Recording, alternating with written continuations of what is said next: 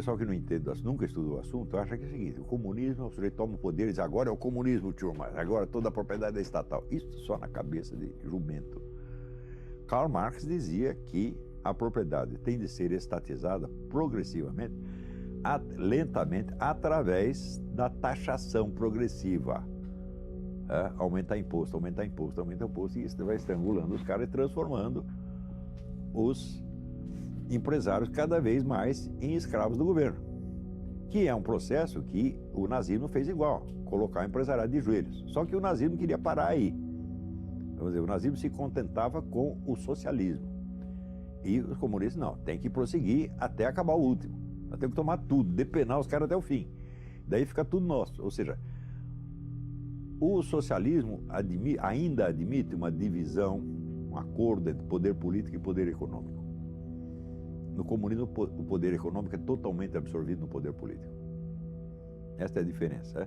Então, quer dizer, o nazismo era socialista, mas não era comunista. Ou seja, ele não pretendia chegar a uma estatização completa. O comunismo diz que pretende chegar, mas não pretende chegar. A estatização completa é uma cenoura de burro. Ela é impossível. O von Mises já demonstrou isso aí em 1920, no livro Socialismo, Análise Econômico-Sociológica.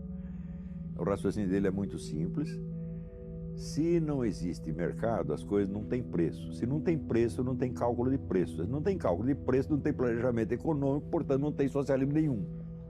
Então, o socialismo só é possível se você conservar uma área residual de capitalismo bem grande, como na própria União Soviética se conservou. Hoje sabe-se que 50% da economia soviética, ainda sob o próprio Stalin, era economia privada, clandestina, mas que o governo tolerava. Tanto é que quando caiu o regime, tinha lá vários bilionários. Pois é, de onde surgiram os bilionários? Então, eles já estavam todos lá, ganhando muito dinheiro. Então, assim, não existe conflito entre capitalismo e socialismo, não existe nenhum. Capitalismo, sabe o que quer dizer capitalismo? Quer dizer economia. Só existe economia. Existe economia feudal, existe economia capitalista e existe economia fascista ou socialista, que é o meio a meio. É só isso que existe. Comunismo não existe e não vai existir jamais. Ele não pode existir. Não só porque é materialmente impossível, mas porque se a Revolução Comunista alcança os seus objetivos, alcança o seu poder total e diz, agora estamos na plenitude do comunismo, então eles não têm mais esse futuro em nome do qual eles podem exercer a sua autoridade no presente. Eles não representam mais o futuro, eles representam apenas o governo presente, então eles viraram telhado de vidro. Então o que é? O comunismo é para ser empurrado com a barriga ad eternum. Tá certo? Tudo isso é um engodo monstruoso, né? E é uma coisa que você não precisava esperar a experiência de um século para saber que é assim. No próprio conceito do comunismo, conceito abstrato do comunismo, tal como Karl Marx o define, você já vê essa contradição ali desde o início. Então, quando você tem um plano contraditório, então é o seguinte, você está dizendo que vai fazer uma coisa, mas você vai fazer outra. Você não vai fazer o que você está dizendo, você vai fazer um outro negócio. É impossível. É impossível. Se você promete impossível, você vai fazer algum possível. E provavelmente vai ser uma bela porcaria. Agora, você vê o seguinte, mentalidade revolucionária não é idêntica com o comunismo. Ela é muito anterior ao comunismo, e ela transcende o movimento comunista de uma maneira extraordinária. Isso é um ponto assim que você não perguntou, mas eu vou responder. Que é o seguinte, o que é a revolução? Uma revolução é uma proposta de uma reestruturação total da sociedade por meio da concentração de poder. Se falta um desses dois elementos, a reestruturação total da sociedade ou a concentração de poder, não é uma revolução, é um outro processo qualquer. Ora, a tentação revolucionária, quer dizer, a tentação de remodelar a sociedade por meio da concentração do poder, não é exclusiva dos comunistas. Existe um forte elemento disso dentro do próprio capitalismo.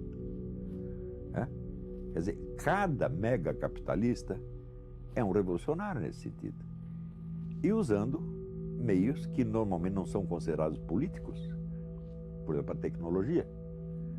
Você vê, esta semana está uma discussão, até o Stephen Hawking falou alguma coisa a respeito, que essas grandes empresas de informática estão querendo criar robôs que sejam mais capazes do que os seres humanos e mais fortes fisicamente do que os seres humanos. Então daí surge o negócio mitológico, os robôs dominam os seres humanos. Isto é um topos, um lugar comum que apareceu até na revista Mickey, né? Mickey, Pato Donald falar disso. Mas é claro que quem vai dominar os seres humanos não são os robôs, são as empresas que os fizeram. São outros seres humanos, tá certo? Dominando através dos robôs. Vai ser tudo culpa dos robôs, evidentemente, né? Então, o que é isso? É uma concentração de poder, tá certo? Para remodelar a sociedade totalmente. Agora, o pessoal pensa que o movimento comunista se define por uma ideologia, né? Eu digo que vocês estão loucos. Nasceram ontem, não estudaram nada, absolutamente nada. O movimento comunista já trocou de ideologia 1 bilhão de vezes, né? Se você ver, Karl Marx começa dizendo que o movimento socialista é a expressão do interesse objetivo do proletariado. Passados 100 e poucos anos, o teórico novo do movimento comunista, Ernesto Laclau, diz o seguinte: a propaganda do partido cria a classe social que ele em seguida vai representar. Eu digo, ué, é teoria inversa, mas ela continua com o mesmo nome, continua sendo marxismo. Isto é próprio do pensamento dialético, converter-se no seu contrário quantas vezes for necessário. Então, quando você estuda a história, você vê que o comunismo não é uma ideologia de maneira alguma. O comunismo é uma cultura, né? E os laços que prendem o sujeito a uma cultura não são laços intelectuais de uma doutrina a que ele adere, né? São laços de familiaridade, de lealdade pessoal, laços simbólicos, afeições, gestos rituais, emocionais, etc, etc. É por isso que você não pode convencer um comunista. É a mesma coisa, eu vou pegar um índio do Xingu e convencer ele a ser, sei lá, um aborígene australiano. Você não vai conseguir, né? Eu vou pegar o japonês e convencer ele que ele é um italiano. Não dá para fazer isso, né? Quer dizer, você mudar de cultura é tão difícil quanto você mudar de planeta, tá entendendo? Então é uma metanoia, um processo muito profundo. Eu vivi isso, pô. Agora, eu tive a vantagem seguinte: eu não fui criado no meio comunista. Eu não sou, como eles chamam aqui, eles chamam de red diaper, né? A fralda vermelha. O nego que já foi criado no meio comunista. Eu tinha amigos que eram assim, amigos que eram de famílias comunistas tradicionais, né? Mas eu não era, né? Eu vinha de uma família católica e entrei no meio comunista já um pouco tarde. Então, a adesão não foi tão profunda assim. Mas mesmo assim, eu vejo que o comprometimento da minha alma e da minha psique nisso foi sério. Eu levei 20 anos para me livrar disso. Basicamente, a coisa é essa: a União Soviética foi um órgão do movimento comunista e não o movimento comunista. Por que os caras estudavam assim? É muito simples. Quem estudava isso? Os sovietólogos eram funcionários do governo americano. Eles não eram funcionários de um partido, né?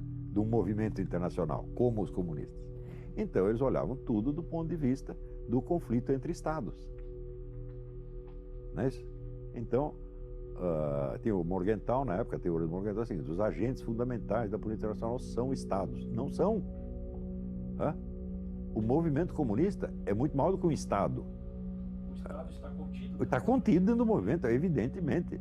Olha, eu recomendo para você uma peça de teatro. Chama-se Processo e Morte de Stalin, escrito pelo grande romancista italiano Eugenio Corti. Então é o seguinte: os amigos, os colaboradores mais próximos de Stalin, os veteranos do partido, vão um dia até a casa de campo do Stalin com a decisão de matá-lo. Para não aguentamos mais esse cara, ele está matando todos os nossos amigos, vamos dar um jeito nele.